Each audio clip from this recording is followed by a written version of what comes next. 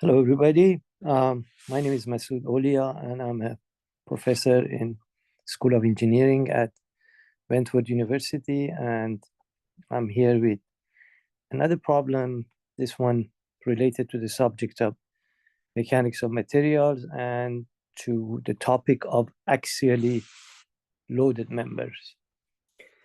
So this is a typical problem and very simple one that I want to show you. So here you have this A36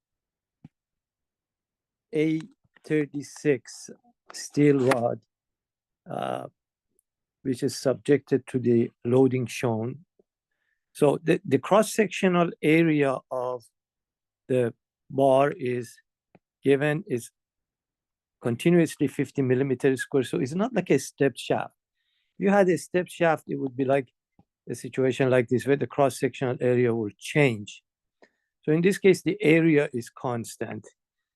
And so that's for all sections is 50 millimeters squared, which we have to convert eventually to remove this out.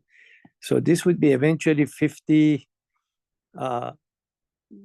millimeters squared. As you know, 1,000 millimeters is 1 meter. So if you square this, so this basically becomes 50 times 10 to the negative 6.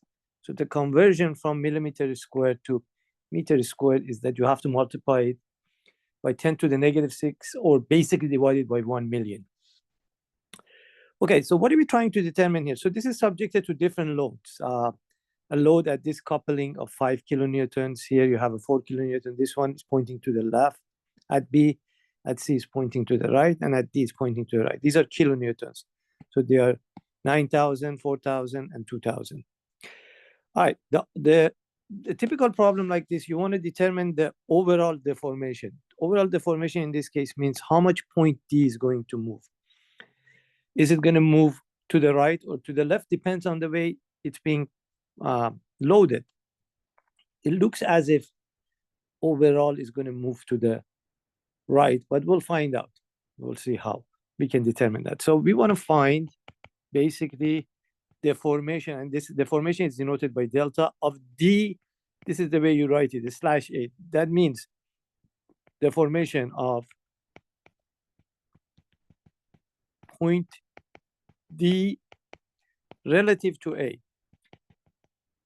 So mathematically, actually, this delta D/A is the difference of delta D and delta A. But look, A is fixed. So delta A is 0. Therefore, by the way we say deformation of D relative to A, we basically means how much point D is going to move. All right, so this is done based on this formula that if you have sections where the load area or the material is changing, remember now this rod is made of the same material. You could have a situation where you have different sections made of different materials, but that's not the case here. So you see here, you could potentially say, okay, modulus of elasticity, by the way, if you go to the table for A36, A36 is a structural steel, also known as a 1020 steel, different names. And if you look at the table in this system, metric system, E is 200 gigapascal. In the other system, in terms of PSI, is 29 million PSI. 200 giga means 200 times 10 to the 9 Pascal. Remember, Pascal is newtons per meter squared. All right, so notice that each section has different length, right? And each section is going to have different load acting in it, but the E, the material, and the area is the same. So that could be factored out of the summation, taken out, and then you just basically have PL of what? How many sections we have? We have section AB, right? We have section BC, and we have section CD. So you could say P times L for section, for example, AB, plus P times L of section BC, and then P times L of section CD. Maybe at the end, I'll show you where this equation comes from. It's very simple concept. All right, so basically all you have to do is bookkeeping, but there is a requirement here. the requirement is that we have to find out what is the load in each section. So let me clean this up a little bit. Get rid of some of these things so I can show you something. Now, you could cut each section and figure out what is the load in each section, right? And you could do that without even finding what type of reactions is developed at this wall, at this support. But look, if you apply the equilibrium 4 plus 2 plus 4 is 6, and you have a 9. So you needed 3, you see that? So there is a reaction of 3 kilonewtons must be developed at that support, at that wall where it's bolted, to keep this in equilibrium. So 3 plus 4 plus 2 makes it what, 9, and then that would balance this 9.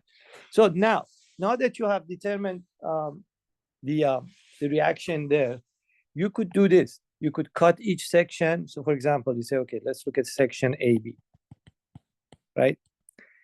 And you could either use, by the way, left or right section. If you use right section, meaning cut and look at the right section of this, you don't even need to figure out what's going on at the support, like what the way I determined it. But I want to use the left section to show you what's going on. So look, guys, here you have a reaction of 3 kilonewtons here. We determined that from equilibrium. You're cutting somewhere between A and B. So then you ask yourself, what should be the force that would balance this? Well, the force in section AB, PAB must be 3 kilonewton. That makes this guy in compression. You see, it's being compressed. Then if you go ahead and do section BC, so if you cut somewhere between B and C, remember, now you want to be consistent. You want to use the left side since you have decided to do that. So if you now do this, say, okay, I know I have a 3 here, and this is point B where a 9 kilonewton is applied here, right? So now if I cut it here somewhere between B and C, what kind of reaction is developed here? So clearly you need a load in this section, I'll call it PVC, that has to be 6 again. That's simply equilibrium. But look, this one is in tension, unlike the first section, AB. And then finally, we wrap this up by looking at section CD, right? So I'm going to cut this again. I'm consistently using the left side. So we have a 9 here, right, at B. Then now this is C, and we have actually a 4 here, right? And then we're cutting between C and D. So now the question is, what is the load that we need here? It happens to be 2 again. So again, well, this, like, I have to call it PCD, right? Let me erase this. Rewrite it as PCD, and that's 2 kilonewtons. So this one is also in tension, this section. Now I want to tell you that if you had used the other side, you would get exactly the same situation. 2 sections, BC and CD, are in tension. The other section is in compression. All right, then we are almost done, guys. It's just plugging now. So delta D, we said let's factor 1 over EI. So E is what? 200 gigapascal. So remember, we changed the area to meter square. We have to be consistent now. So that's 50 times 10 to the negative 6, right? So now look what is happening. So we have load. So I'm going to call this negative, and these two would be positive. So this is a negative, positive, positive. That's the way I keep track of tension compression. Be careful, these are kilonewtons. So load times length in section AB. So that is 3,000 newtons. That's the load in section AB times what? Times 1, but it's a negative load, guys, compressive. Plus, next section, section BC, 6,000, 6 kilonewton or 6,000 times what? Times the length of 1.5. And then positive again in this section, 2,000 times what? 1.25. So if you go ahead and do the calculation, I believe the answer should be in, first of all, the answer is going to be in meters, 0.00085 meters, which, and we get a positive, right? We get a positive, which indicates that overall it's going to be in tension. Tension means it's going to move to the right. That as shown here. So that means basically, if you want to change it to millimeters, it would be 0.085 millimeters. So that's how much point D is going to move to the right. Now, I just have to tell you guys that imagine if you had done this. Imagine if you wanted to know how much point B will move relative to A. So that would be only this part. That would be delta B slash A. If you want to know how much point C moves relative to B, that would be that part. You want to find out how much point D moves relative to C, that would be this. If you say you want to know how much point C moves relative to A, that would be the sum of these two, you see? So you could look at each sections and figure out how much one point would move relative to the other. Now the question is, as I promised you, this equation, where does it come from? Very simple, guys. Remember, Hooke's law applies to the linear elastic zone of a sigma versus epsilon diagram, not this section, right? Only the linear elastic zone. So the Hooke's law says sigma equal E epsilon. E is modulus of elasticity, sigma is a stress, epsilon is a strain. What's the definition of sigma? F over A. What's the definition of epsilon? Change in length, which is deformation divided by initial length. So look, guys, if you rearrange this equation and solve for delta, it becomes FL or PL over EA.